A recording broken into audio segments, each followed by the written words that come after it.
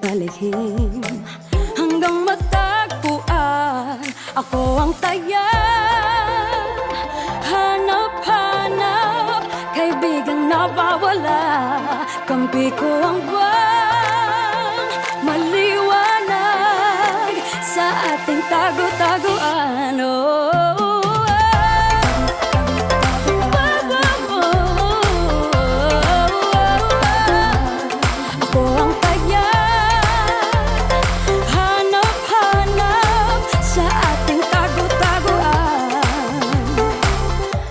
Nakita na nga kita, susulpot ang nagsilaho. Umpisa na ng bagong laro, ang pipikit. Ikaw nang taya. Hanap-hanap, kaibigang nawawala. Ituturo ng buwang maliwanag aming pinagtataguan. Isa, dalawa, tatlo, magtago na kayo. Wala sa harap, wala sa likod, handa na ba kayo? Isa, dalawa, tatlo, magtago na kayo. Wala sa harap, wala sa likod, eto na ako.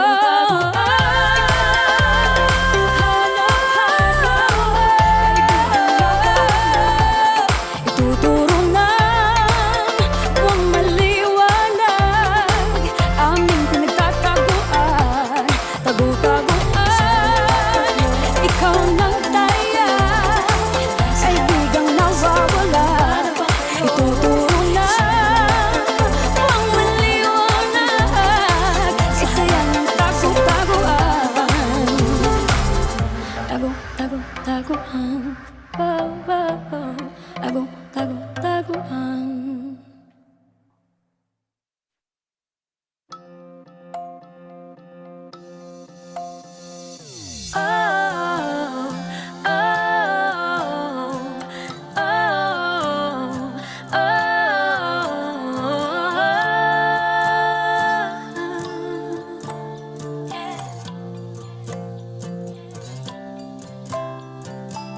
Sa bakuran o kalsada, ito ang nilalaro nila. Ang libangan ng maraming batang Pinoy.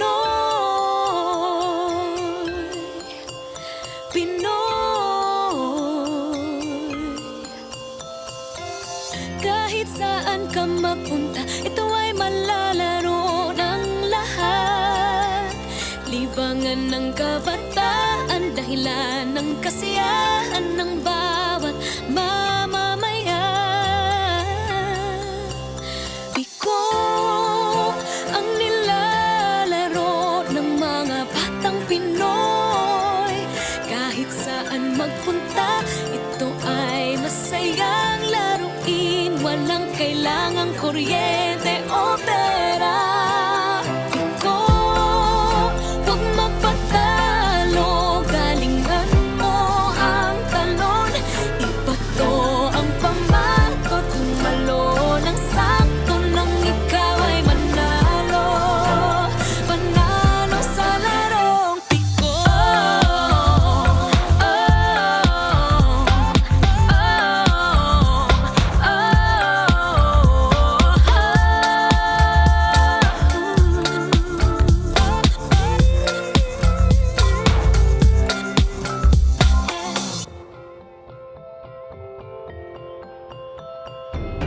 Ibato na ang pamato, tumalon ka na ng sakto. Huwag kang magpapatalo, sikapin mong manalo.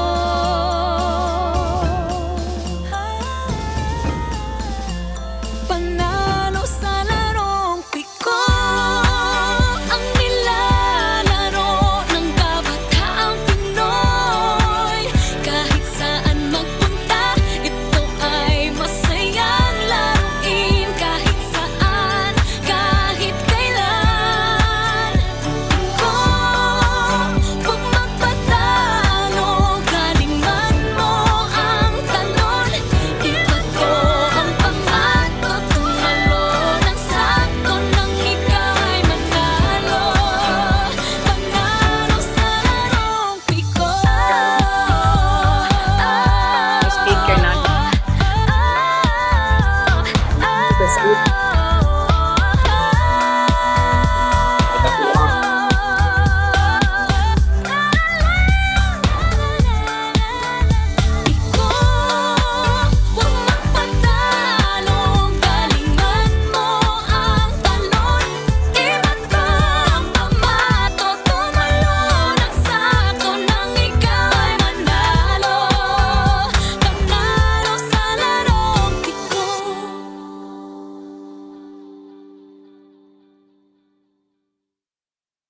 Takbo, takbo, takbo, lukso, luksong tinik.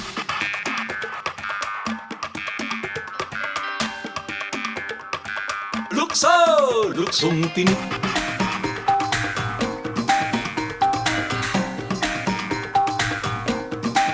Lukso!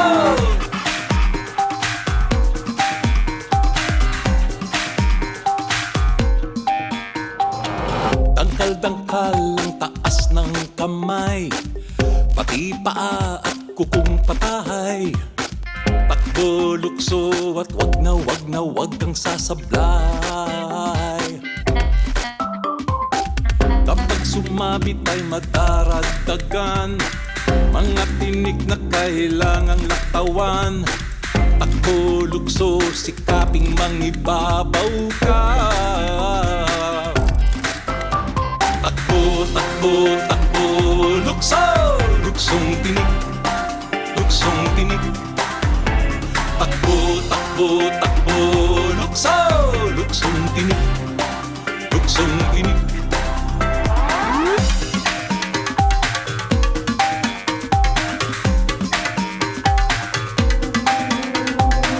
Kapag sumayad kahit balahibo lang, pagpapalitan ng kinalalagyan, kayo naman ng sa lupa ay mauupo. Paat daliri ay magiging tinik, katagal-tagalan ay mangangawit, hanggang sumabit ang lumulukso-lukso-lukso sa'yo.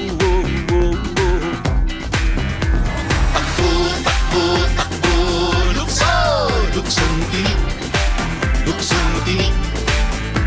Takbo, takbo, takbo, lukso, luksong tinik, luksong tinik. Takbo, takbo, takbo, lukso, luksong tinik, luksong tinik. Takbo, takbo, takbo, lukso, luksong tinik, luksong tinik. Pag ika'y natusok, ako ang lulukso. Pag ako'y natusok, ikaw ang lulukso.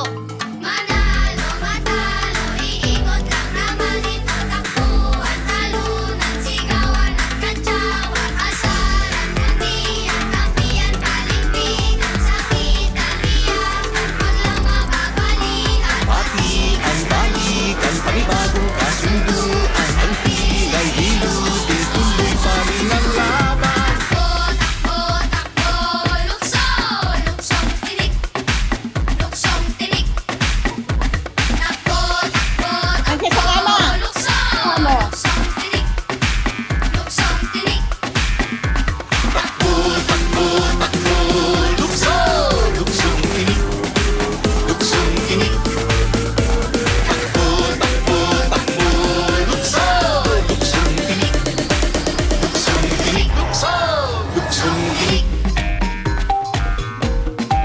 Luksong tinik, lukso, luksong tinik, luksong tinik, lukso.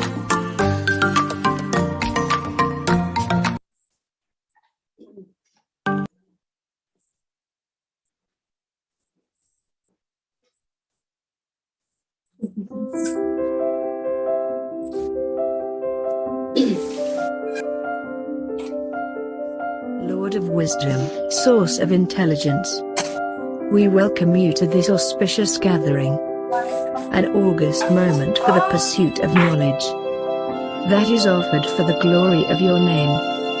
We do not wish to ask you more than just you joining us today, but we look forward to your heavenly grace, to amplify the desire for truth, to look up for and become prudent to learning. Keep us grounded in your love and mercy, as we traverse a challenging path, to keeping the inclination of understanding you and your most awe-inspiring creation. Be with us, O Lord, and descend your Spirit on us, to maintain an earnest desire for knowledge, truth, and understanding you, the guide of the wise, the stronghold of the learned. This we ask through Christ, our Lord. Amen.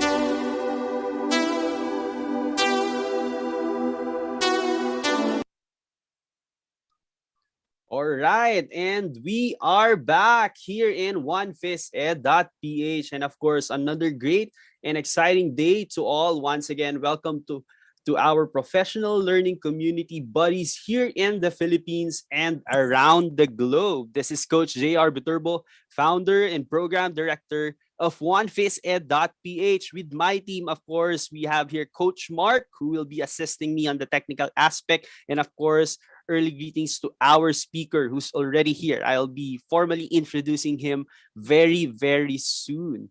And of course, today we will bring you the 84th episode of 1PhysEd.Ph. This is the 2022 sports series with the team empowering school sports for a better tomorrow. So what's the latest, my fellow PE teachers? We all know that here in the Southeast Asian region, what's happening right now is this what we call the 31st Southeast Asian Games hosted by Vietnam. And I think based on my last research, we are already on the third or on the fourth rank, but still the Philippines still in high hopes that we can make it to regain our title as the champion, of course, of this event happening every 2 years. I'm not sure if my camera is clear. There you go. All right.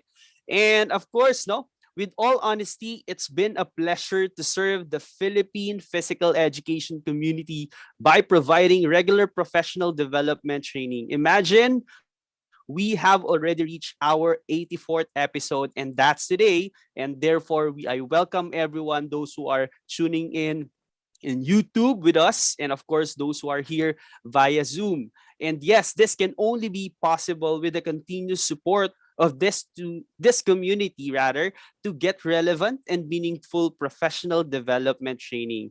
The regular Saturday becomes more exciting for us because we know that this kind of program can make a difference as we continue facing the challenge, the continuous challenge and demands of our profession. And by the way, we call this activity that we do every week. We call this as a professional learning community. For those who are tuning in for the very first time, we call this as a way to help our profession to get meaningful and relevant professional development. And again, like what I'm saying, everyone's welcome to be part or to share your best practices, your knowledge, your skills here in 1PhysEd.Ph. For the entire year, we have different programs, and for the month of April and May. We have this sports series. We have the dance series coming by June, July. And of course, we have the research workshop coming by the last quarter of this year. And again, we just finished last December our conference, and I hope that for this 2022 conference, more of us PE teachers, coaches, or those who are in the field belonging in the profession of physical education will also be part of the coming activities. At this juncture, welcome to all our participants for this evening. By the way, our speaker might ask it's evening because we usually have this every 3 o'clock p.m. in the afternoon here in the Philippines. But this time, because of the schedule, of course, the time difference, we have this for the very first time in the evening. All right. That's why for all those who are watching us live, kindly share to your social media the link of our episode today so your fellow teachers, friends can also join us and let's learn as a community. And if I'm not mistaken, we have some friends who are tuning in right now. We have Mr. Ricky Sumido from Isabela.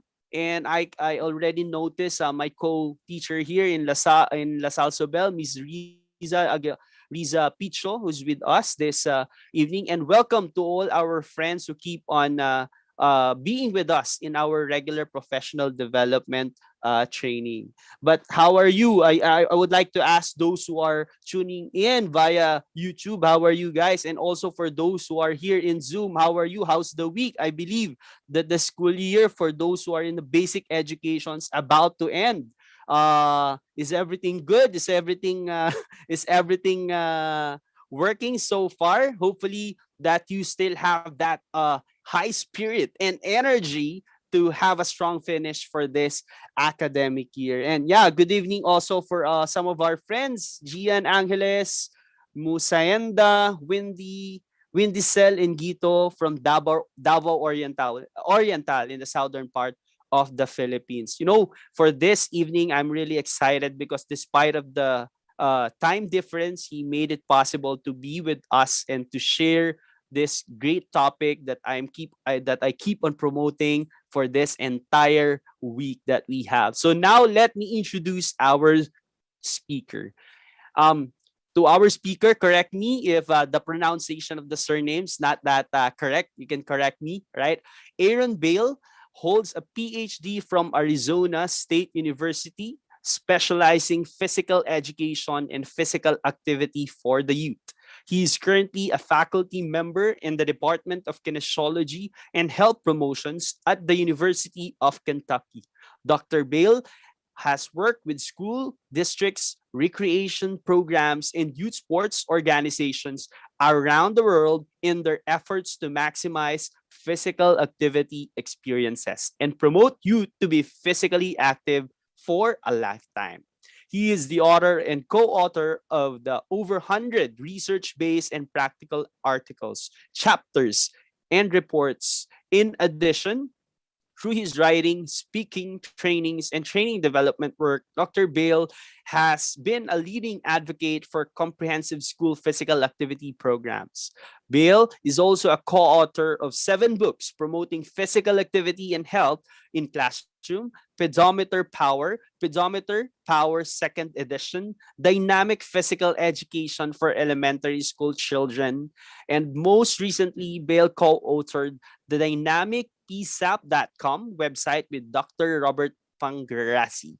And I know if you are always in the library and you get some new books, might be that you made to read already one of his books. I will not take this long. I'm very much excited to listen, to learn from our friend all the way from Arizona. If I'm not mistaken, from Kentucky, USA. Let's all welcome Dr. Aaron Beighle. Good evening here and good morning there, Dr. Aaron. Well, good evening. I have to know. I'd let you know that I have observed and seen what's been going on in the Philippines and what your team has been doing. And first of all, I need to apologize for my cat. I have a needy cat in the morning. It's okay. I'll try and keep him down a little bit. But I've admired what you all are doing. and I think it's exactly what needs to be done. I think it's probably helped out during the pandemic that you've got some of this started. So congratulations to you all, your team, and all that are involved in this, because I think so many times we don't get the professional development and the professional learning community that we need. So thank you for that. I'm going to talk a little bit this evening about something that some of it's been around for a while, some of it's relatively new. A lot of it is theory to practice. As JR said, that I've done a lot of research and things in my life, and I'm try to make things a little more practical. And try it to teachers. From the first time I decided I was going to get my PhD. My goal was to translate research to teachers, and I didn't think that was something that had done very well. I still don't think it's something we do very well, and that we need to continue to work on. So let me share my screen. If I can do this without botching it up, you'd think after this many years of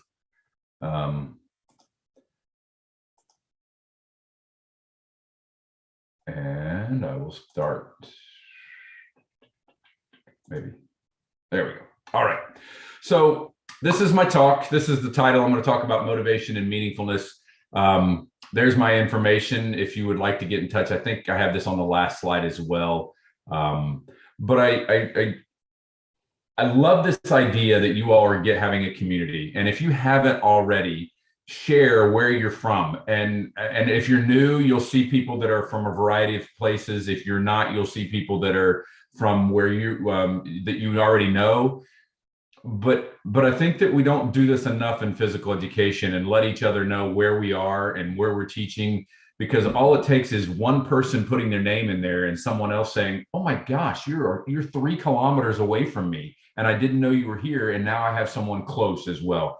So I think that's one of the beauties of what JR and the team have done, putting a community together within the Philippines. But I encourage you, if you can do that, put your name, just so everyone knows where you are and where you're from. It probably won't mean as much to me, although I would love to be in the Philippines and see where all these places are and see you all. But I think that will help. So let me start off, all that stuff out of the way, by asking you a question. How do we as physical educators, and you can drop some comments in the chat as well, but how can we help students make physical activity an important part of their lives? And this is a little bit different way of saying, so our traditional statement on what's the purpose of physical education is to provide students with the skills, knowledge, and attitude to be active for the rest of their lives. And that's a great foundational statement, and it really summarizes what we're doing in physical education.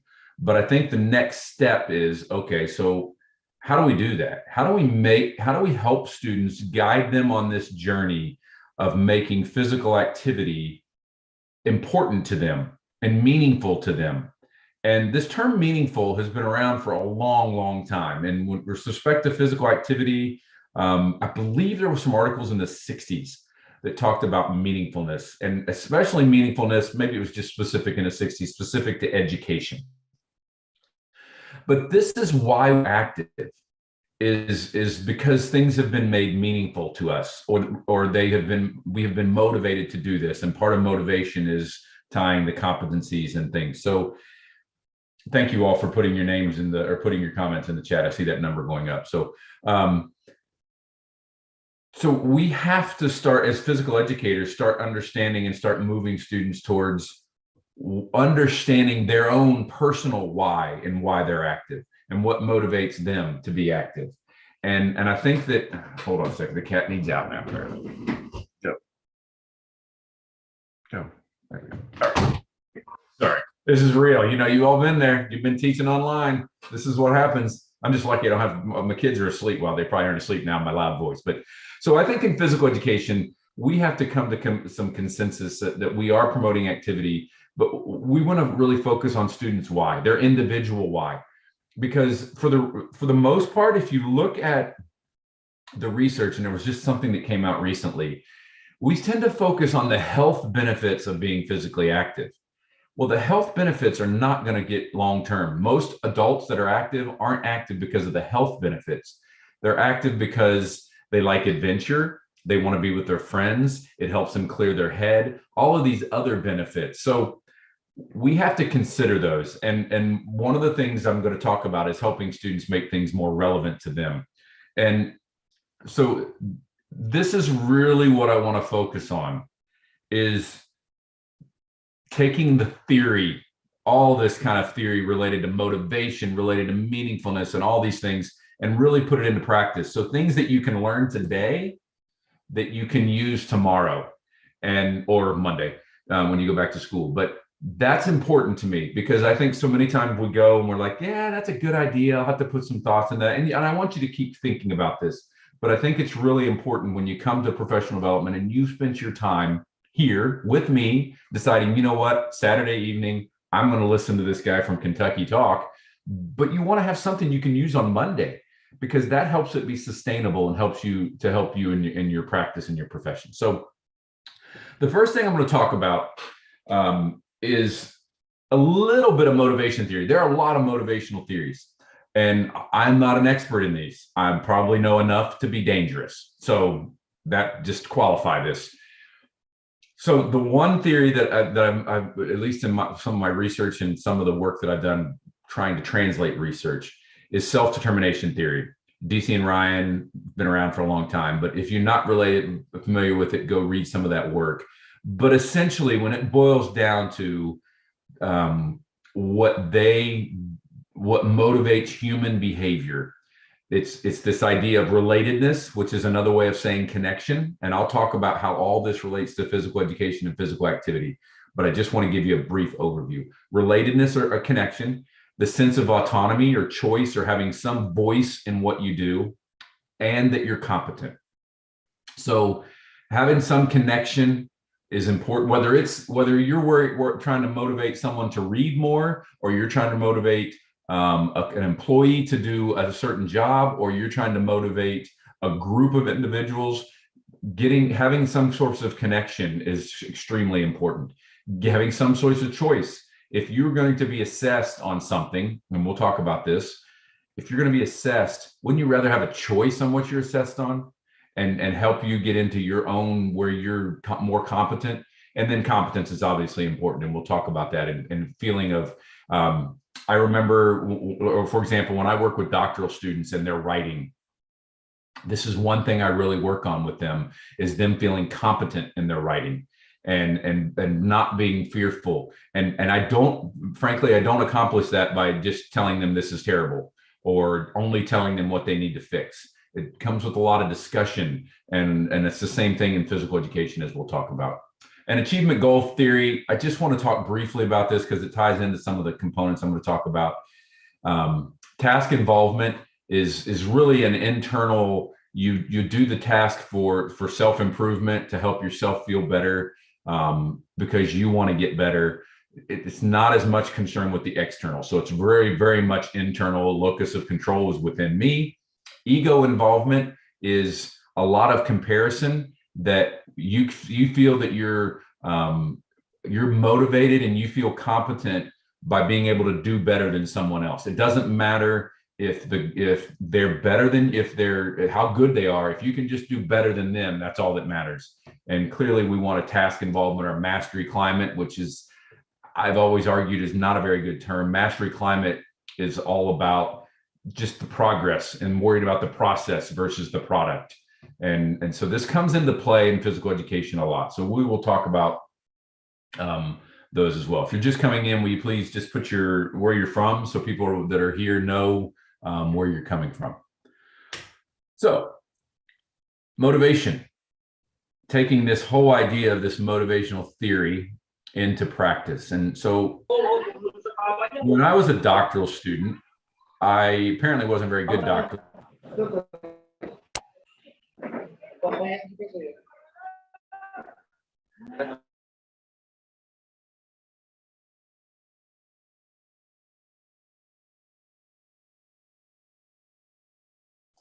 Okay, sorry.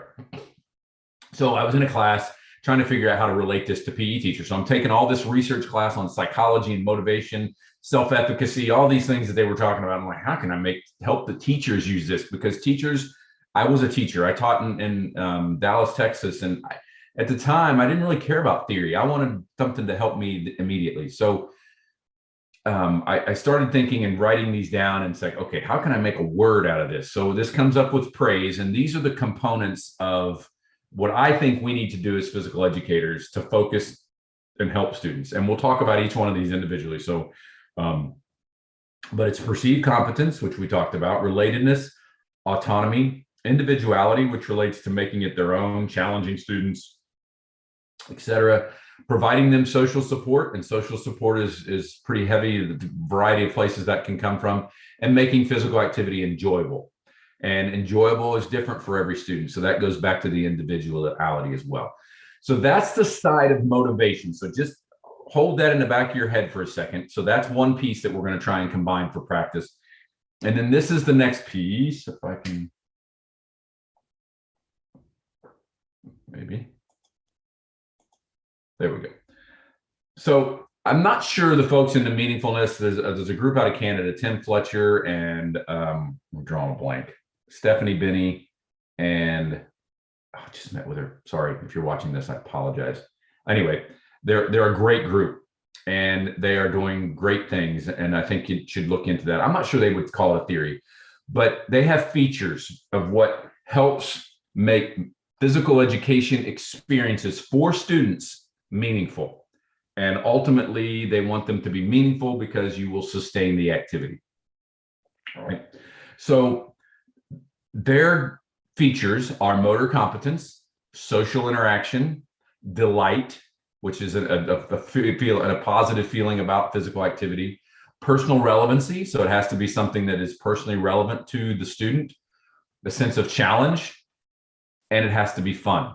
So these are the 6 features that they talk about.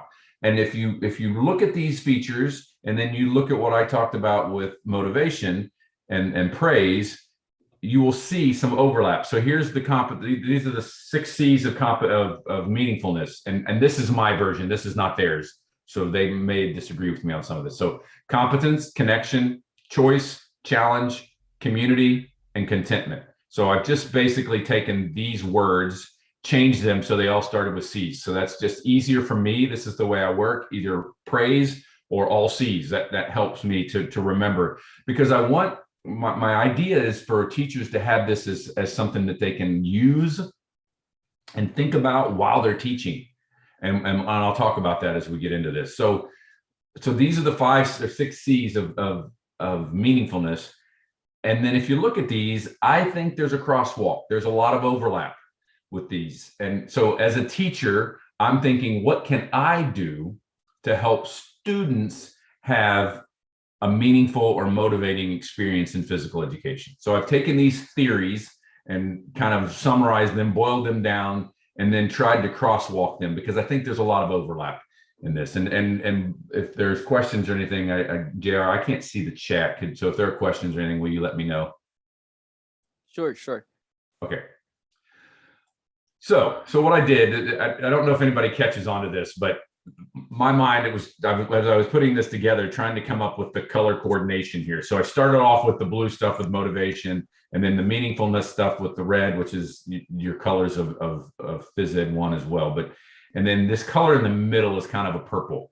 So what I'm going to do now is I'm going to talk about really specific ways that you can use the theories and the background of this motivation and meaningfulness. Deirdre Cronin is the other person. Sorry. So Deirdre, hopefully you're still listening and I didn't offend you. She's doing great work as well, and with that group. Sorry, ADHD moment kicking in. So perceived competence. So the first, I'm actually, if you've been sitting for about 13 minutes, so I'm going to stand up, and I hope you stand up as well, or wiggle around in your chair if you want, if you can, and stretch a little bit, and you can sit back down. I probably won't sit back down, but perceived competence. So as a teacher, what can we do to help with perceived competence? Well, I think one of the things we can do is really focus on the process and focus on whether, if you're working on a cooperative activity, like a team building activity, instead of focusing on whether do they ultimately get their team to the other side of the island, on if you're trying to cross the island with a scooter and a rope or whatever your cooperative activity is, or is it the process that you really focus on? Like, how are we sharing ideas, and who has a voice? And are you talking? Is everybody's ideas? Are you planning, and then are you just winging it? Did you make a plan first? Really focusing on the process. This also relates to when you're teaching a skill, a physical skill, like a psychomotor skill and throwing. So do I focus on students throwing and hitting a target? Because if I focus on students throwing and hitting a target and they're 7 years old, they're probably not going to turn and do X, flex, and throw. They're probably going to go like this because they want to hit the target, because that's focusing on the product. But if I can focus on the process, typically the product will follow. So all I want students to do is focus on making an X with their body. My feet are in an X too, but make a feet in an X and then flex and then throw. That's what I can, if I can do that and really focus on the process, which comes into your cues. If you're working on a strategy and the strategy you're working on football and the strategy doesn't end up in a goal, but they implement it, and it just something with the skill or something didn't work out, focusing on the process is extremely important. Sorry. Okay. This makes sense. This is like, you probably read this and like, yeah, that makes sense. That's something we always do, but we don't always do this. We don't always boil activities down and move them back to what is easiest. And for example, learning how to throw without a ball in your hand is the easiest. Learning how to kick without a ball is probably the easiest. And then adding the ball and progressing up to that. So really thinking about, are we really starting this with the easiest? And is it the easiest for most kids, or is it the easiest for the gifted kid? And if we have a gifted student, they might not be the easiest for them, or it might be overly easy, and we might have to have them be a tutor for other students and help. But I think we really have to start back and really think, did I move that activity back to its easiest component?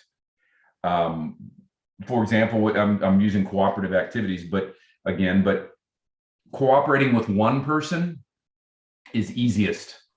So if I have kindergartners, trying to get a group of 6 kindergartners or 5-year-olds to work together, that's not going to happen very easily. But I can get 2 partners to work together and then talk to them about these ideas. Oh, communication is important, listening is important, compromise is important, and then build to groups of 3, groups of 4. So I think sometimes we think this relates to skills, but it also relates to teaching concepts as well, and really boiling those back. Maximizing repetitions and refinement. This comes back to some of the work I've done with, or I do with classroom management or protocols or establishing routines. I think it's important that we have these routines so students get the most time in physical education. If we have to spend half of our physical education class getting students in lines, getting students in groups, trying to get students to listen to us, that's half the time that they're not going to be engaged in effective learning activities that we have planned. So anytime we can do this and maximizing those repetitions and not talking much, this relates to, we have a tendency sometimes to talk a lot in physical education. So if we can talk less, we can give them a little bit of instruction, let them be active, let them start the activity, and then we can refine our instructions. And again, a lot of that has to do with classroom management and having established protocol. You have to consider the physical characteristics of your students. This one is related to, for example, with fitness related concepts. If we're having students do, you have 6 and 7-year-olds trying to do push-ups and sit-ups. Well, if you look at a 6 and a 7-year-old, they have gigantic heads compared to the rest of their body. Now, it's wherever you go in the world, they have big heads. So don't think your Philippines kids are odd. All the kids in the Philippines have big heads. All the kids in the US have big heads. When you're born, I have to look it up. I should look this up. It's 80%. Your head is 80% developed, I think, 75%. Your body's 50 and your legs are 30. So you got this great big head. Well, when you try and do a sit-up with a great big head, it's really difficult. Now, You'll go back to school Monday and you'll never look at little kids saying, well, but they have giant heads. And so understanding that characteristic of them, understanding how I would modify my fitness activities. So the same thing relates to middle schoolers. Middle schoolers are going through growth spurts. And when you go into a growth spurt, your skill level will regress and then you don't feel competent. So for example, you have a girl that will come in after summer break and you're like, wow, you're like 6 inches taller. And you were used to be skilled and you're not now. So just understand the physical characteristics and how students are developing. There's much more to this. I'm just giving you an overview of something to consider. And if you want to reach out and contact me after this, I'd be more than happy to discuss, set up a Zoom call, whatever we need to do to discuss this more. We do this a lot in physical education, so I'm not going to spend much time on it, but always modifying. If I had to go back and teach like regulation rules of football, of volleyball, of soccer, of baseball, of cricket, if I had any of those sports, I couldn't do it because I have taught the modified versions so long and so different versions of those games that it would be very difficult. How do I know this? When I first got to the University of Kentucky, I had to teach the soccer or football class, and I had to go back and look up the rules because I had no idea what the official rules were. And so I think we do a great job of this in PE. We modify, and there's readily, constantly information available online. And that leads to incorporating appropriate activities where we have to be able to modify them so everyone gets successful experiences. I don't think everybody should get a trophy. I don't think everybody, but I do think everybody should have a chance to have successful experiences. And that's what this perceived competence is really focusing on, is that you have a successful, meaningful, delightful, if you will, enjoyable experience in physical education where you feel like you've accomplished something. And then the last thing is provide meaningful feedback. Meaningful feedback means more than just good job. I don't know about in the Philippines, but here in the US, and I've worked with some teachers in China, and I think in the UK as well, I think you hear good job a lot. Good job, good job. Well done, nice, nice, nice. What's nice? What we have specific positive feedback. Nice. You stepped in opposition that time, boom, and give them a face bump or a fist bump, right? Not a face bump. That would be something not good. But that's what good job, what? Good job. I like the way you stopped when I was talking. That's awesome. Wow, you're listening. That's excellent. Giving them specific feedback will help with that competence most of your feedback will not focus on good job, you hit the target. It'll be good job. You had your elbow up really high when you threw it that time, or whatever your skill is. So providing specific positive feedback and meaningful feedback means that it's focused on the process, going all the way back to that first bullet. All right. So that's perceived competence or competence with the relationship to motivation. So now let's talk about relatedness. Relatedness is another way of saying some kind of connection. And this connection can be in a lot of different formats. So we'll talk about this. So this is you connecting with your students. So I'm old and I've been around teaching for a while. I think this is my 25th year.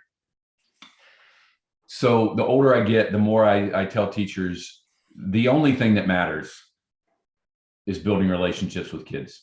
That's the only thing that matters. Your lessons probably won't change lives, and they definitely won't change lives if you haven't connected with your students. Get to know your students. And the best way to do this, ask questions. If you learn nothing from this, and I know we're only 22 minutes in, if you learn nothing, build relationships with your kids. That's what's going to change lives. And the best way to do this, and is ask questions. Ask them, so what'd you do this weekend? Man, I like Spider-Man. You like Spider-Man? Because they have a Spider-Man shirt on or a Spider-Man belt. And then you might not know much about Spider-Man. Funny story is I thought I was connecting with this student when I was teaching because he had a Spider-Man shirt on. And I said, man, you like Spider-Man? I like Spider-Man. I didn't know anything about Spider-Man. I was like, I like Spider-Man. And then he came in like in the next class and he had the shirt on again. I was like, Spider-Man. And I learned something about Spider-Man. I forget what I had learned, and he looked at me and he's like, I don't like Spider-Man. I was like, but you have Spider-Man on your shirt. He's like, it's my brother's shirt. I have to wear my brother's clothes. Like, oh, okay. And then I spun that because I'm a baby of the family and I have to wear my brother's clothes. So my brother's wore them and then I handed me down and so of you have worn these. And so I connected on that level. But we have to teach this. I teach an intro to physical education class at the University of Kentucky. And I spend the first half of the class helping students learn how to build relationships and understand students' behavior. Because building relationships is in elementary school and middle school as well, and well, in high school, if you don't understand the root of the behavior issues you're seeing, it will really impact your ability to connect with students. So some of you are thinking, oh, I got students, I can't connect with them. They don't want anything to do with me and they're yelling at me. And still work, don't give up, because they want that connection. And connecting with students, I think, is the foundation of what we do. Help students connect with the activity. Helping them, let them create activity, getting them to understand why. So I talked about this a little bit earlier, but there are urges and needs that humans have, and especially kids. They like to express themselves. They like adventure. They like to be competent. Some students like to compete. Some students like social benefits, being around socially with other people. Some like to be by themselves. Some like it to clear their head. Helping students, and I have a whole different workshop on this, but helping students connect with the activity, connect with their peers, understanding their own why. And that's okay to understand that and to say, you know what, I like this because I like to be by myself. That's okay. Or, you know what, I like that activity, but I really like it better when I get to do it with my friend. I had a student, what made me connect with this, I had a student, and some of you may have heard this story before, but when I was teaching, I had 3-year-olds all the way up to senior 12, 18-year-olds. And I had to supervise recess for the 4-year-olds. And so I was the monster. I would climb up on the playground and I'd say 55 of them, and I would jump around and play with them. And one day I was up there and this little boy I said, man, Cliff, you sure are being healthy. This is awesome. You're active. And he looked at me and he said, I'm not healthy. I'm invisible, and jumped off. That's adventure. Cliff was active because he liked adventure. That's what connects him with activity. We have to get to know students as individuals to help them connect with the activity. And then all this relates to allowing them to connect with themselves as well. Getting to know themselves and what they like. That's so important. And helping them understand, these competitions where we're doing team stuff, you really don't like that. And that's okay. We'll help you. We'll find some other activities. You might like hiking, or you might like some other activity. And so we spend so much time on team sports. And the reality is most people don't like team sports, especially when they get to be adults. And so we have to understand and teach that.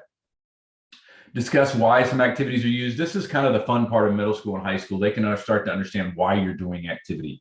So when they get to around age 12 years old, they can start to understand why activities are being used, what you're trying to teach, strategies, those types of things. And that helps them connect as well.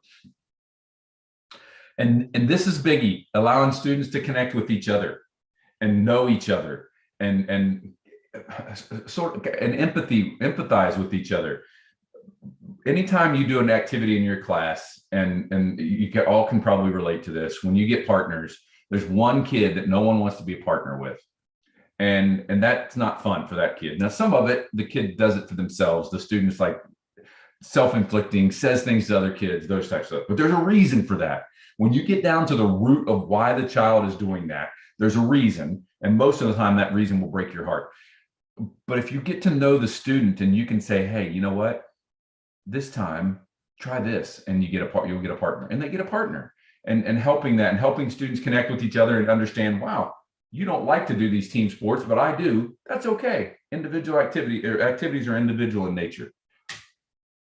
Ask students, why do you like this or don't like this? Ask them. We don't talk to them enough about these types of things. Ask them why they're active.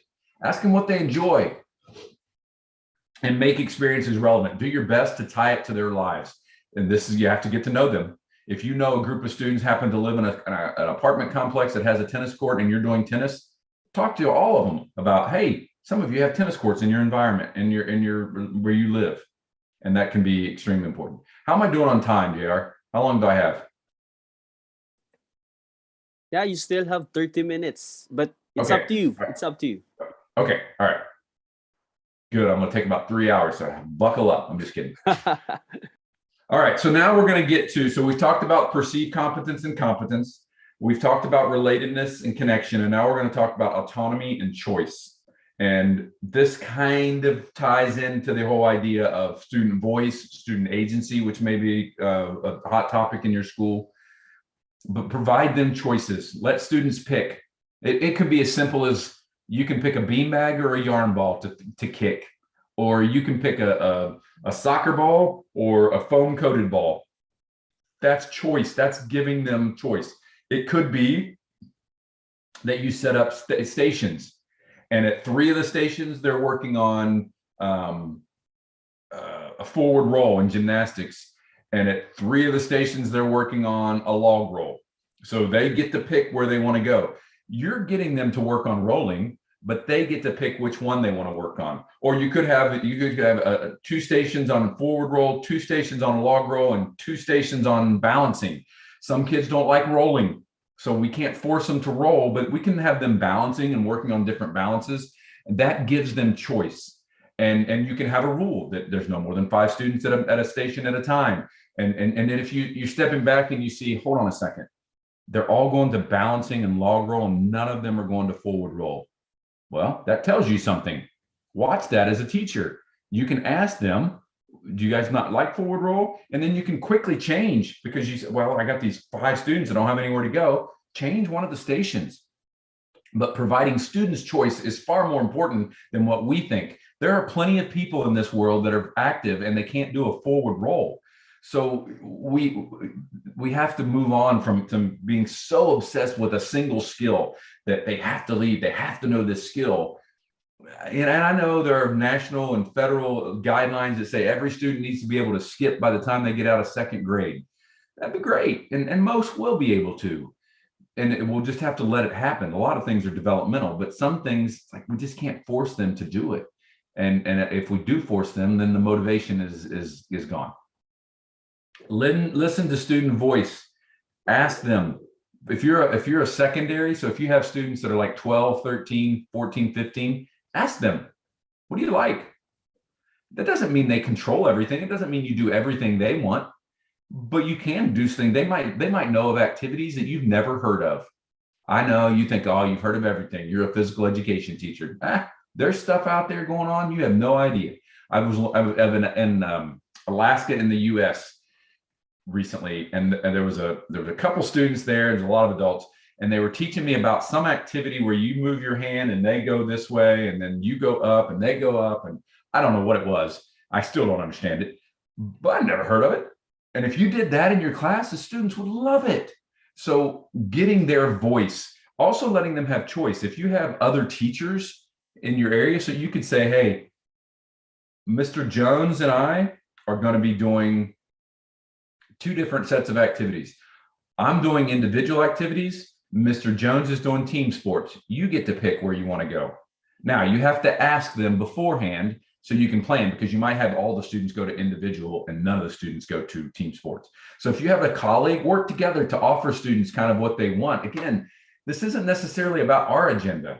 It's about their agenda and what we're preparing them for to have that choice. With respect to workloads, specific to like things, I'll just use a simple one, push-ups. We have a tendency to say, everybody do 10 push-ups. And the reality is not everybody can do 10 push-ups. And some kids that do 400 push-ups, why are we doing 10 push-ups? So letting students pick the workload. So how do you do that? You say, do as many push-ups as you can in 30 seconds. And if you can do 1, great. Your goal is to try and do more. If you can do 10, great. Your goal is trying to do more. And that way, when you do time in 30 seconds, everyone's done at the same time. If you say 10 push-ups, then you have some kids that are done at the beginning, and then they're making fun of kids and that kind of stuff. This doesn't apply just to push-ups. This applies to trying, I'm just thinking, shooting basketball. See how many, what we tend to do is say, okay, you see how many or you make five layups. Well, some kids make 5 layups in 30 seconds, and some kids will never make 5 layups. So if we say, do as many layups as you can, we'll go for about a minute, and then we'll see how you're doing. We'll let them have say in the workload. This might not be as big an issue in the Philippines, but we let students have an opt-out once or twice a semester, depending on what your grading term is. But they can come to you and they can say, I'm not doing PE today. And you say, okay, no questions asked. Because there are days that you don't feel like going and riding your bike or going and working out or going and playing tennis or whatever your activity is. And you get to say no. And this is a responsibility thing as well. You teach students to say, okay, you can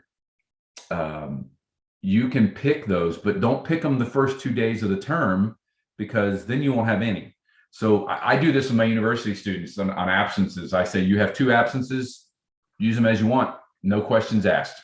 And some of them have to learn this responsibility of spacing them out, because their car might die or they might not feel good. If they're sick, it's a different story.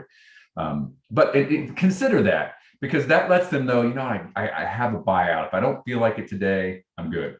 And it's only 2 days, and it's just something to consider, and it might not work exactly as I described in your situation, but it is something to consider. But I would definitely limit it. I wouldn't let them opt out any day. And if they're wanting to opt out a lot, find out why. If you have kids that you come in and all they want to do is put their earbuds in and sit on the bleachers, find out why. I wouldn't force them to be active, but I would really pressure them, meaning sitting down and really starting to talk to them. Like, what do you like to do? What do you do? And if they say, oh, I like his video games. Well, how can we make this a video game? How can we do this? And we have games that we've done that you can tie in video games, and you can look them up online as well. Ways to tie in video games, even in high school. We were just out of the high school this year. They were 16 years old, and we brought the parachute, and they loved it. Every one of them thought it was 16-year-olds. I do it on my university class for a gen ed, not PE majors, but a gen ed. And they get out their camera and video it and share it on their, and like, look what we got to do today. They think it's the greatest thing. So allow students to choose how they apply the skills. So say you've taught throwing and catching, and you're leading up to team handball. You might have a competitive game of team handball going on. You might have a game where they don't know much about team handball, but they're kind of interested. And then you might have a game where they don't want a court where they don't want to play team handball. They want to throw and catch and do things with their friends or by themselves, put in their earbuds and throw a ball against the wall. That's what they want to do. Great. They're applying the skills that you taught, throwing against the wall and catching, which you taught and you're focusing on by teaching team handball. And then they're picking. So I've done this with basketball with some 5th graders. And the teacher I was out teaching with was like, this is going to be, they're just going to pick where their friends are. And I said, yes. He goes, well, that kid's not very good. He doesn't have any skills, but he picked to be on the competitive basketball court. And I said, well, why do you think he did that? And he goes, to be with his friend. He thought I couldn't hear something. He said, to be with his friends. I said, exactly. So what's important to him? I said, the social piece is important to him. He's moving. He's not very good, but he's moving, and he wanted to be with his friends. I said, so then stop and talk to the group about, some of you made the choice to be down here, probably because you like competitive. Some of you made it for social reasons, and that's great. Some of you made this choice, and talk to them about the choices that they're making and why they made those choices. And if we've pieced this together all along, they'll start to understand, I don't really like competition, or I like competition if I have the skills, but if I'm not skilled, I like to just engage in those activities by myself. These are things we need to know as adults and need to know who we are and what we stand for. So the next, individuality, I'll have to be perfectly honest with you. Individuality is not in any of the motivational theories, but up until I put individuality in here, the only word I had was pairs, and that wasn't as nearly as great as praise. So I added the I and got praise, but it does relate. And what you'll see now is we've talked about perceived competence and relatedness and autonomy, and these are all going to start to mesh together a little bit. And you'll see that in this, start to see it in this section. Treat students as individuals. This seems to be make pretty common sense. But where I see this is lumping friend groups together and saying, oh, they like this, or oh, they do that. or siblings. I'm the youngest of 3 brothers. Fortunately, my older brothers were not like behavior problems, but I've seen it a lot. Like, geez, you got another one of those Beighle kids coming in, heads up on that. My 2 daughters couldn't be more different. You wouldn't even know they were related. To look at them or to talk to them or their behavior, their demeanor, their interest, not even close. So just be careful. And this all relates back to what I talked about from the beginning and said, this is the only thing I want you to learn from this. Get to know your students, because you can't treat them as individuals if you don't know them as individuals. Teach the activities, that activity choices are personal. So your activities that you choose are your choice. This is your journey. Remember, I said we're guiding them on a journey to make physical activity important in their life. It's their journey, not the whole group's. If everybody else likes an activity and you don't, that's okay. Your whole Fin group went down to the competitive team handball and you decided to stay down here where you're going to throw against the wall. That's fine. That's your choice. And that's powerful if a student can make that choice.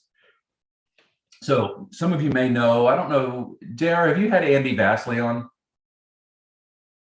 Not yet, but we're planning to invite him in the coming series that we're gonna have. Okay, so he will talk about this, I hope, and he will do a much better job of talking about this on the Just Right challenges. And he does a whole, his name is Andy Vassley, Vasily, and he does a whole, he's written, I think I loaned the book to a doctoral student. The group I talked about earlier with Fletcher, Coynan, and Benny, they have written a book, and he has written a chapter on this and Just Right challenges and helping students. He does it with bicycling. But giving them, having students pick, so you let students explore a little bit and then they pick the challenge that they want to go with. So with biking, if they didn't know how to ride a bike, they pick that challenge, balancing, or if they knew how to ride a bike, they might pick a challenge of going over a jump. But with skills like throwing and catching, or let's say, I'm trying to think of another activity that I haven't talked about much, but say it's basketball. So you put them in stations and let them explore some of the skills that are needed in basketball. And then they pick what the challenge is for them. What was the most challenging? And it's got to be just right. It's kind of like the Goldilocks, where it's, you don't want it too easy, you don't want it too difficult, it's just right. What's going to be your challenge? And letting students have that say. Everybody needs, and everybody's skills are different. And let them know, you might be really skilled when we do basketball, but when we get to cricket, it's not going to be your thing. Or when we get to jump rope, it's not going to be your thing, but man, you're really good at dance. And helping students understand that. This also is an opportunity to take the kid that's really skilled and put them with the student that's not as skilled. So you might have a student that's really skilled at math in the classroom, and all of a sudden they're not very skilled at jump rope, but the student that's not very skilled in math is helping them with jump rope. Or it could be, I'm really skilled at jump rope, but when we get to badminton, I'm not very good at it. And the same person that I help with jump rope is helping me with badminton. And that's an empathy thing. That's a whole sense of creating community in your PE classes as well. And I think there's a lot of potential for that.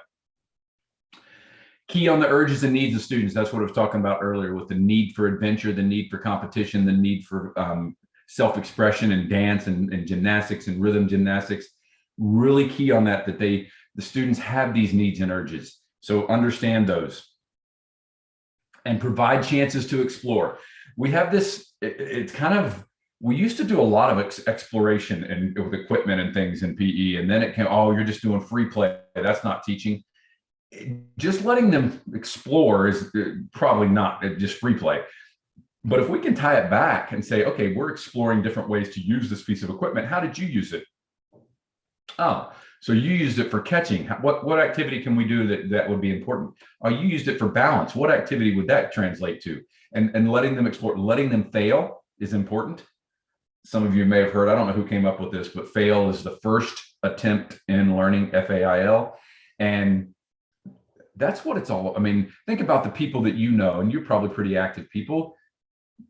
You know, every time I watch a skateboarder or a gymnast, I think, man, that didn't go well the first time, probably. And because they failed over and over and over and over, and they just kept persisting and they were resilient.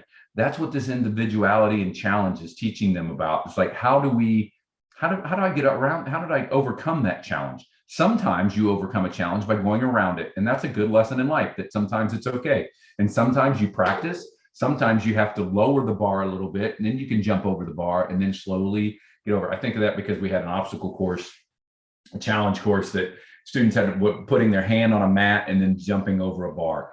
And one of the ways the student came up with challenge to overcome the challenge was to lower the bar, and then got better at it, and then increase the bar back and increase the bar even higher than it was, and still got over the mat. That's what it's all about. That's a huge lesson for students to learn and to succeed at. Social support. Understand the role of peers in social groups. So 12-year-old, 13-year-old, 14-year-old peers are extremely important. So get those peers, let them work with groups. Building community in your class. We've already talked a lot about that, with empathy and setting up your norms, setting up your values. What does it look like to be a good physical education student? We spend time at the beginning of the semester at the beginning of the term, talking to students and letting them explore different terms. What does it mean like to be a productive member of this class? And you'll end up getting words like respect, but that helps you build a community. Community in your school. I'm not going to talk much about this. This is kind of related to a comprehensive school or whole school physical activity program. I think you can do that. I think we have so much, I guess you would call it social capital, but we have so much clout, so much influence, so much everyone loves the PE teacher, that we can really help to create the community in the school. Again, can't get enough social time, letting students understand. And sometimes you have to talk about, how do we give feedback? How do we give compliments? We have an activity or an assessment that we do. It's called Compliment Corner. And that's what Compliment Corner is. It's a place that you go and you write down when someone gives you a compliment, if you give a compliment, or if you hear someone give a compliment. And then we talk about that and talk about how it feels to get a compliment, what it means how do you give someone feedback if you have an idea that they might be able to improve their skill a little bit more. How do you give them feedback? You don't say, that's awful, try this. That's not a good way to do it. And we have to teach that. Students don't know that. They're just so honest. And that honesty is good. It just has to be corralled. Clubs and school-based efforts, again, that's probably a topic for another day, but anytime you can get some whole school activity, and being a positive role model. This is one that I talk about quite a bit. Smile a lot, just smile. Make them wonder ooh, when I was teaching, I'm guessing people thought I was up to something, because sometimes I walk through the hall just smiling, like, what is he doing? Right. Think about what that message that sends to students and the role modeling that you can provide. And then lastly, this is kind of, a lot of these are overlap.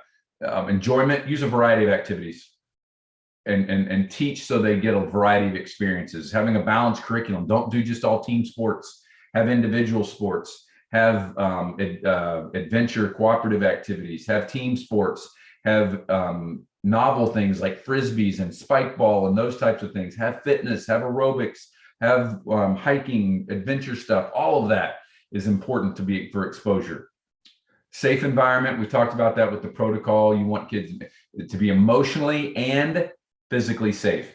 And the emotionally has to do with the protocol and what you establish as a teacher. Ask students for questions. Ask them all the time. And you ask questions. Here's a challenge for you. Monday, at least 3 times every lesson, say, I wonder what would, to the students, I wonder what would happen if we, and then let them explore. I wonder what would happen if we made everyone have to take 3 steps before they threw the ball. Or I wonder what would happen if we made a rule that you can't tag a person back. And then once you play that, then ask them, how did that impact? And it could be something totally different, just because I think it's important for us as teachers to teach with what I call a wonder. I think there's others that have said that. Teach with wonder. And some of you may be aware of inquiry learning, but teaching with these questions and ask questions like, I wonder what would happen if we didn't allow this, or I wonder, and play it that way, and then get them to talk about it. So important. That's another way to get voice. And captivating students where they are, meet them where they are, I think is extremely important. So I hope you've got some ideas. So we've talked about I'm going to review here in a second, but I hope you've got some ideas to help students make physical activity an important part of their journey in their life. Because when we start connecting with them, what we do in physical education takes on a whole new perspective and a whole new vision. Instead of it's Well, this is that class I go to where we play soccer and then we play volleyball and then we run around the track. That's the class. I teach classes for students that have had those experiences, and they don't want to be PE teachers. This is a totally different group of classroom teachers. And I teach that class with them. And every semester, I'm getting ready to read them tonight. Every semester, they talk about the just crazy things that we do in physical education that don't help them create any kind of perspective on physical activity. Most of them, thankfully, have overcome it. But I mean, things like weighing students, making them run laps, using physical push-ups as punishment, all these things that we've done that just making them run the mile, that really what relevance is it? I think that those are the things that we have to get rid of. And I think the way we get rid of them is teaching and addressing these ideas: perceived competence, and competence, relatedness, or connection. Again, remember, these are all tying motivation and meaningfulness together, and enjoyment and contentment. Again, these are just ideas, things to get you thinking. I thought when I did this several years ago, I thought, you know what, this is just if a teacher can just remember praise and think, okay, I as individuality, am I letting them know that their choices are individual? Or am I giving them a chance to challenge themselves? Or what's the R, one of the C's, connection. Am I connecting with students right now? Or am I just standing back and doing nothing to connect with students? When we have them engaged in activities, our job is to get around and get to know them. And I think that's one of the things that, again, the motivation, the management or protocol helps with. So with that, I thank you for what you do for kids. You don't hear it enough. I'm so grateful for teachers, and I thank you all for being teachers. I would welcome questions if you have questions, or if you're not comfortable asking questions in this format, there's my email address. Email me. That's my Twitter account as well. I would be more than happy to email back, set up some times if it's easier to chat via email or via text. I will do that as well. But I'm, again, honored, and I can't thank JR and his team enough for putting this together and what they continue to do for the profession of physical education. I just wish more people were doing what you're doing around the world. Unfortunately, they're not, but hopefully it's growing. So thank you. Thank you for your time. Thank you for listening in, whether it's live or if you're listening to this later. Greatly appreciate your time, and please get in touch. I'd be more than happy to talk to you. All right. And of course, Dr. Aaron, we are so happy, blessed. That's how I can define what we witnessed this morning there. Because I believe that this is something that is really relevant at this day and age. Sometimes, most of the teachers, I firmly believe that they made to study all of these theories. But again, as we commence to our daily tasks as teachers, these are the things that we might forget. I like the word that the words that you've mentioned: captivate the students where they are.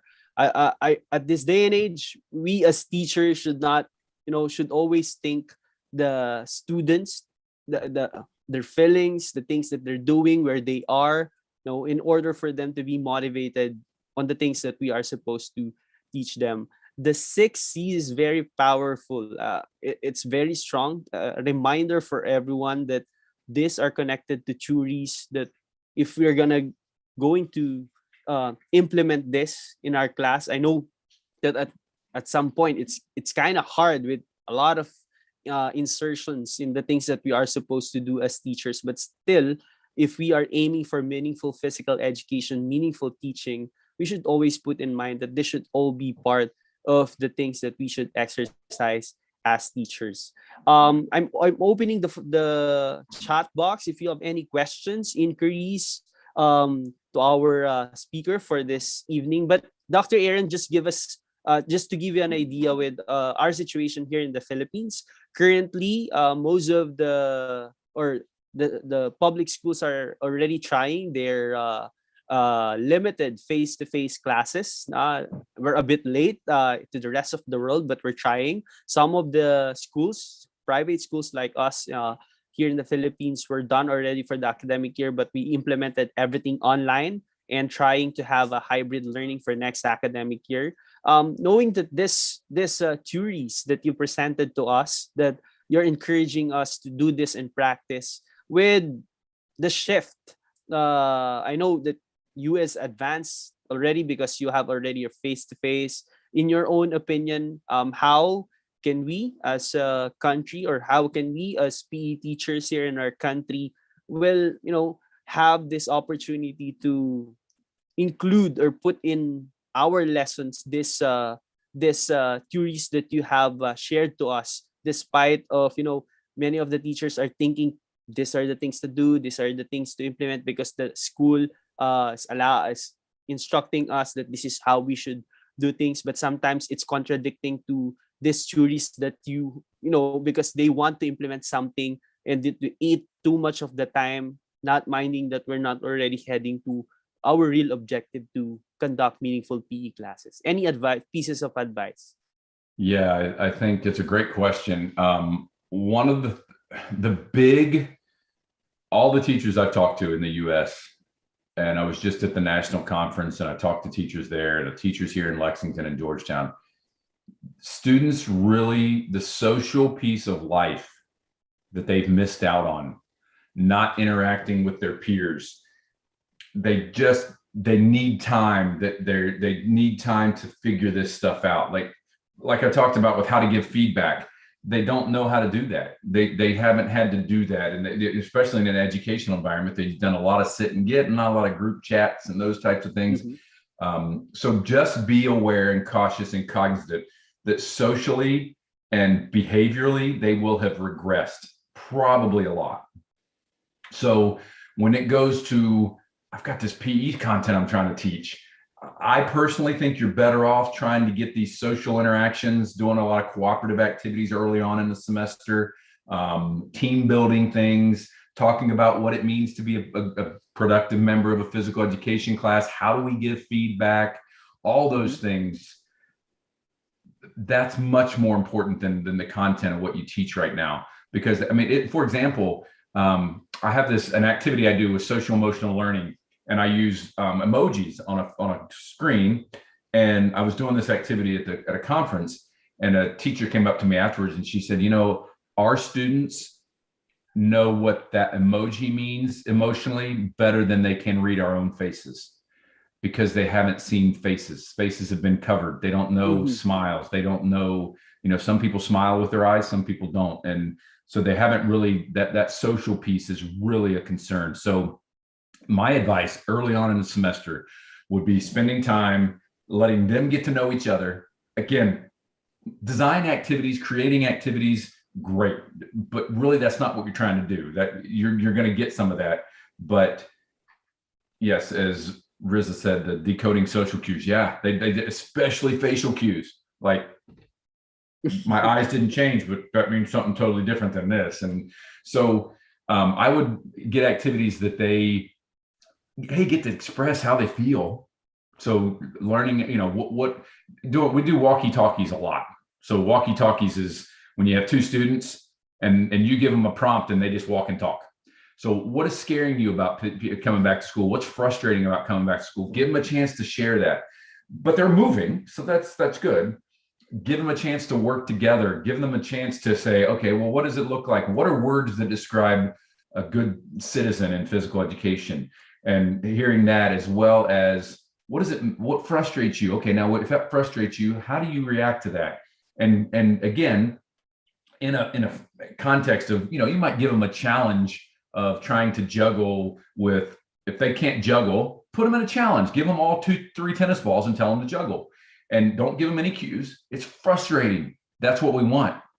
I want you to experience, I'm a teacher, I want you to experience frustration. Now, how do you react? Some of you may want to take this ball and chuck it against the wall. Some of you may want to chuck it at somebody else. We can't do that. And so what is an appropriate response? How can you appropriately articulate? Because they might get out of PE in another situation and be frustrated and know, I can't express myself this way, but I can verbally say, this frustrates me because of.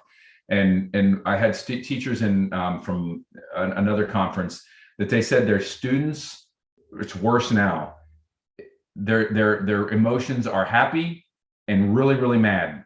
And everything, if they're embarrassed, it goes to really, really mad really fast. And how they express really, really mad is different. So just to expect these social and emotional things to be important to teach and to help students with right now, because that's where they're going to be. It's just that they've endured something that we've never endured.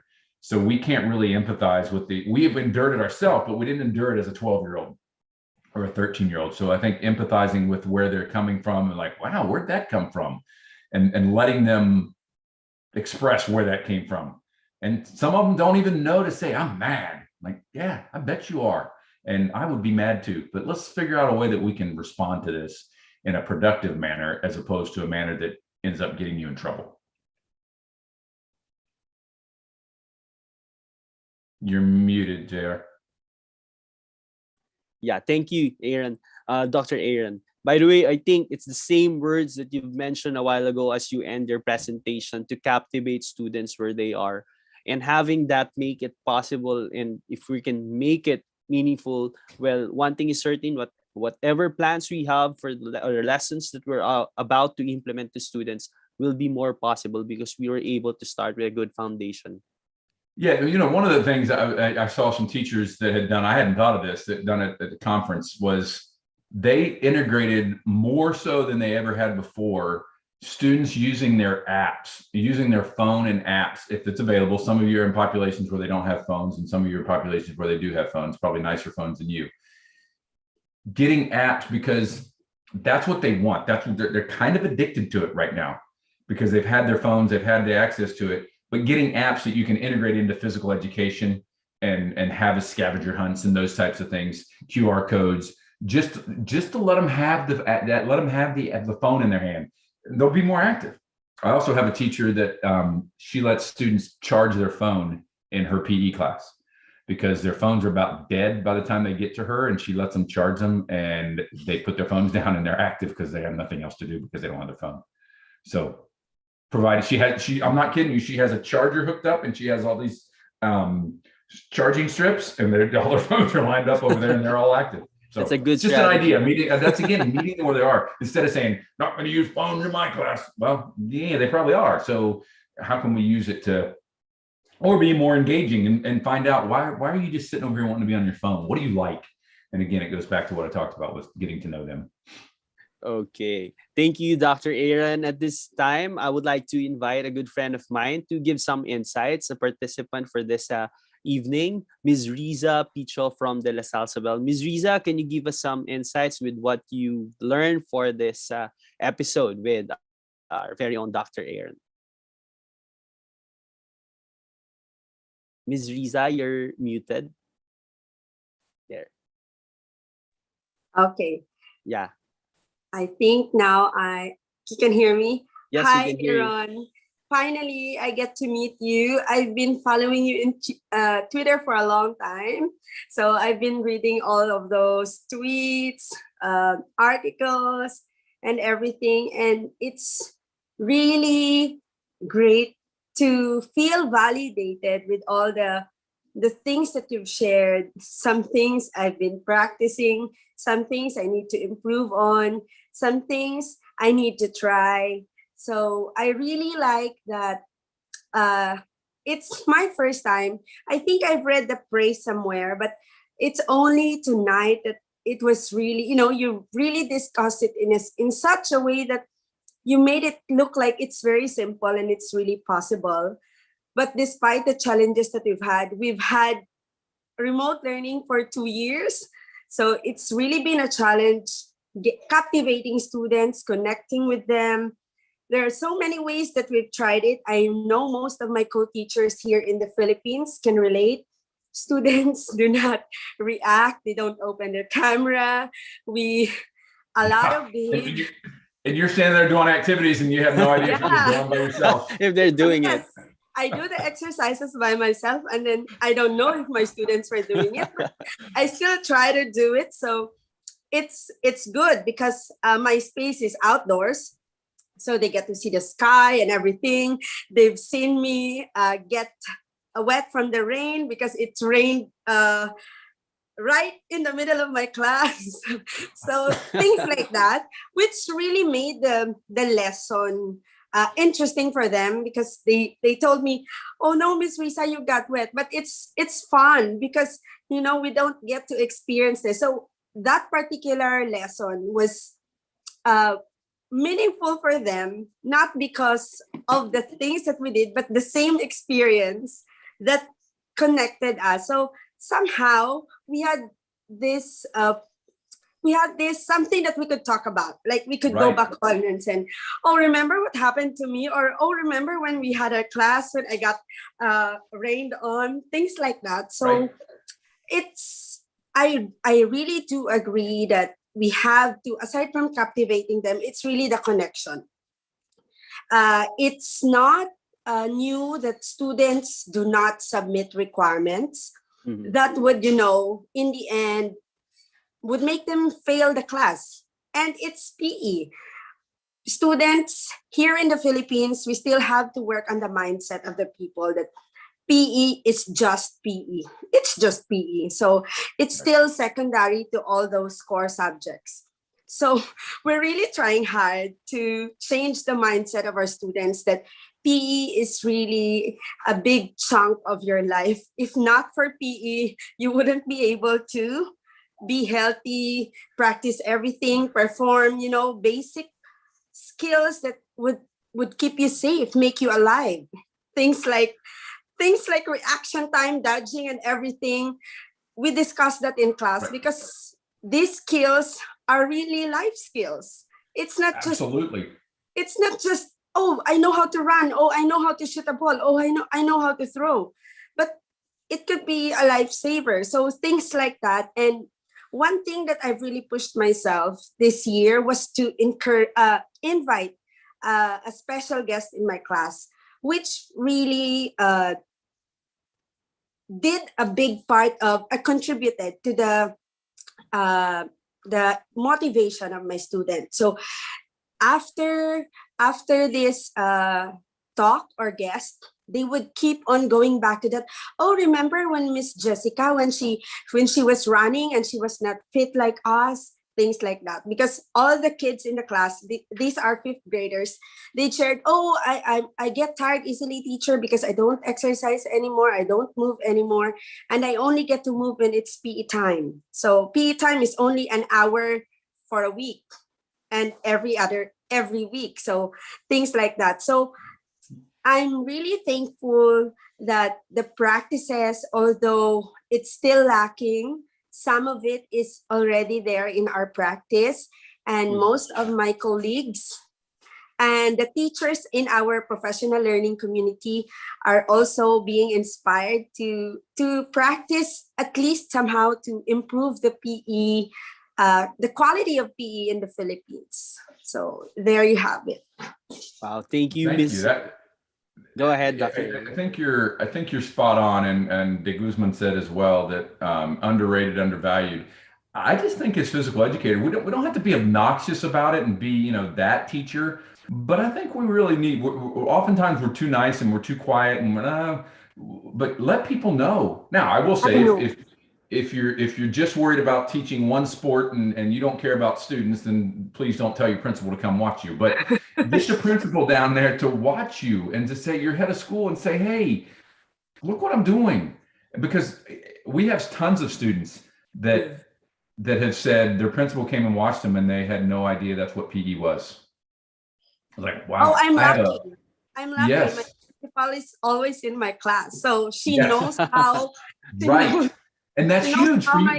That helps you. That helps you. If it comes down to, wow, you need another $100 to get something for equipment, you might get the $100, and that's huge. Yes. It's really advocating for PE school-wide. So that JR and I has been really, really strong about advocating PE from grade school up to junior high school. So at first, I had so many mistakes when I first started teaching PE. When you said a while ago, focus on success, and I forgot the other one. When I started teaching PE, I was more focused on product and how to. And then as I read, connected with fellow educators, and then boom when I joined Twitter. That's when really the ideas came in, like, wow, other PE teachers are doing this. I can try this. I can try this. And Right. I get Yes. a lot of feedback from all other PE teachers all around the world. How can I improve the lesson? How can I improve the activity? Make it inclusive to everyone, all of my students. So before, I know in the situation in the Philippines, in the public school, it's totally different. But don't lose hope, because Yes. one small step at a time will get you Right. there. And you don't know when you're having impact. You never, I mean, regardless of where you're teaching, you know, you just don't know. And, you know, so I always encourage teachers to contact a teacher that made a difference in your life and let them know, because that's kind of stuff that keeps you going. But just know that you're having that same impact. You might not ever know it, but you are having that impact, and you're choosing to have a positive impact. And that's the story. When your story is told, you get to pick what story is told, and the story that will be told is that you're making a positive difference in the lives of kids. Exactly. Okay, thank you, Miss Riza. And of course, let's use the power of social media to connect, of course, to Absolutely. different fellow PE teachers, so where we can learn from each other. And I think we've done our mission for this evening. And I also check our YouTube chat box. If you have some questions there, would like to thank for those who just tune in to us, even they're a bit late, but still they made to witness. And again, we're gonna be sharing this videos that many PE teachers can also view this. All right, at this time, may I request Coach Mark to please kindly share our humble certificate that will be awarding to Professor Aaron. All right, certificate of appreciation is hereby awarded to Professor Aaron Beighle, PhD, for generously sharing his expertise as resource speaker during the sports series with the team Empowering School Sports for a Better Tomorrow in the webinar titled Making Physical Education Meaningful and Motivating, Theory to Practice, via 1PhysEd YouTube channel and Zoom, awarded this 14th day of May 2022. Signed, yours truly, Coach J.R. Viterbo, Coach Joshua Villarreal, and Miss Hazel Eunice Carmen, all administrators of 1PhysEd.Ph. Once again, let's give a big round or virtual round of applause to our speaker for this evening. And of course, I firmly believe that all of us are blessed, and something is there within you that you realize that you have to just try to listen, just try to remember what Miss RJ shared to us, that it's already there. We just need to further improve and to further see in which aspect can we further connect to improve the conduct of physical education. And again, do not be bothered if others are thinking that it's just in Filipino, Dr. Aaron, it's called PE lang. But again, it's up to us, the PE teachers, if how we do our work, our commitment in this profession that we have, then someday people will see how valuable the subject is this because of the work that we are doing. All right. Okay. And before we end, before we share the evaluation and certificate link, do we have some announcement? Sir Mark there. And before we end, and again, for those who would like to join our premium membership, it's still available. You just kindly check our Facebook page if you want to be part of the 1PhysEd.Ph batch 2022. And the steps are also there on how can you avail this membership. And there you go. The steps are there. We're posting it in our social media. And also the shirt that I'm wearing, this is the red shirt for those who would like. Again, if you want to make a difference, help our future PE teachers taking BPE, Bachelor of Physical Education, beneficiaries of this fundraising shirt, you may also avail it via 1PhysEd.Ph. Dr. Aaron, if someday you'll be here in the Philippines, just send me a message. I'll send you a shirt like this. I'll send Thank you. That would be great. Yes, and I have lots of YouTubers that I follow, and the Philippines is always on the top of their countries list, the best country in the world. So I have to get over there at some point. Yes, you try to visit us, and I can rest assured that I can tour you here. How beautiful our country. Absolutely. Okay. All right. Next, do we still have some announcement? And of course, for those members, you can already, we are gonna be sending an email by the third week of May, fourth week of May, regarding how can you access our website so that you can check all the materials, all the professional development trainings that we would like to share for you there.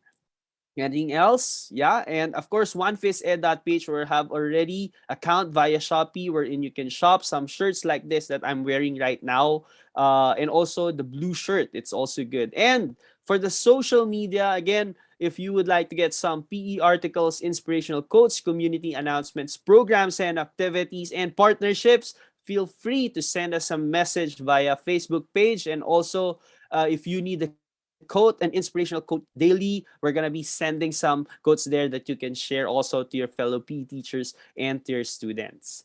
And of course, we're not yet done because we still have 2 episodes for this sports series. We're going to have our very own advisor, okay, as our speaker this coming May 21. And of course, attorney Alberto Agra.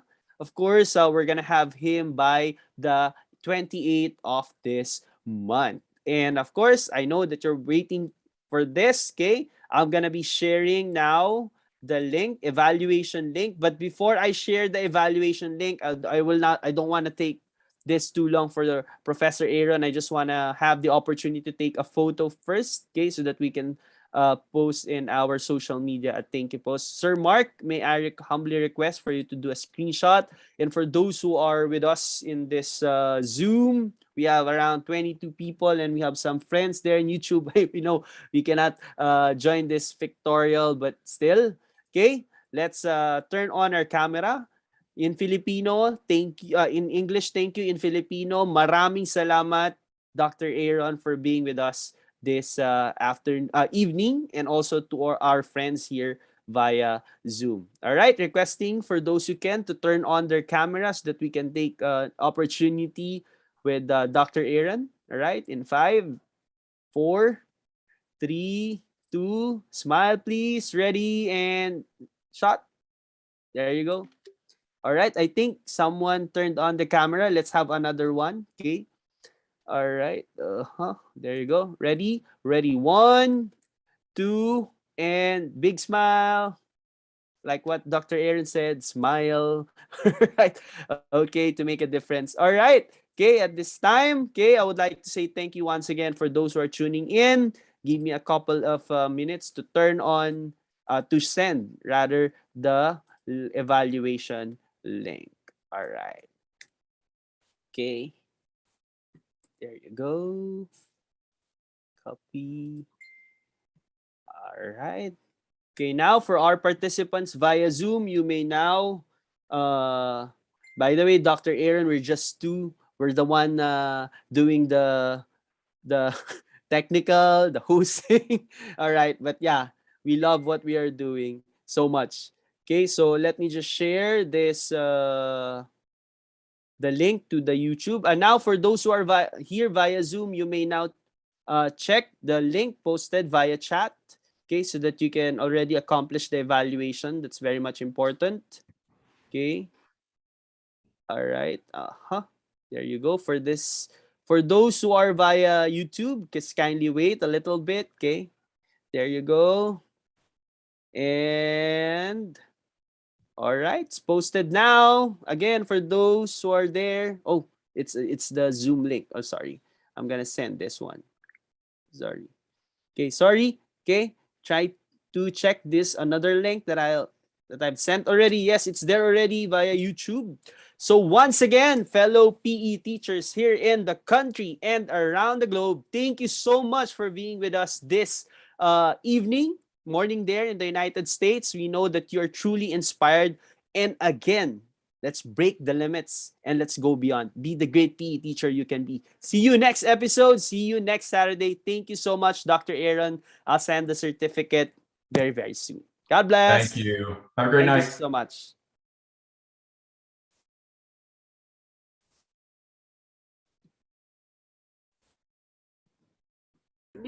Morning there in the United States. We know that you're truly inspired.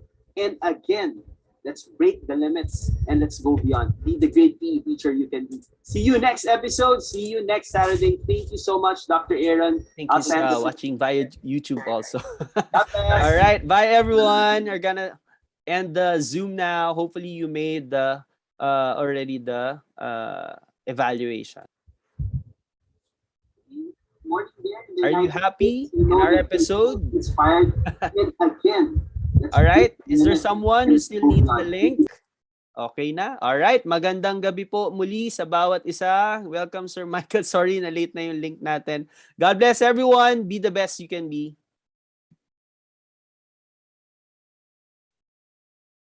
Sir Julie, is there someone aside from Sir Julie, sorry, who can access the link? It's shared already via the YouTube. All right. Thank you. Hi, Sir Glenn. Welcome. Welcome. Miss Livate. Yan. Mga kasolid natin. Sir Michael, magandang gabi sa inyo. All right. I'm gonna switch off already and the Zoom link. Maraming salamat po.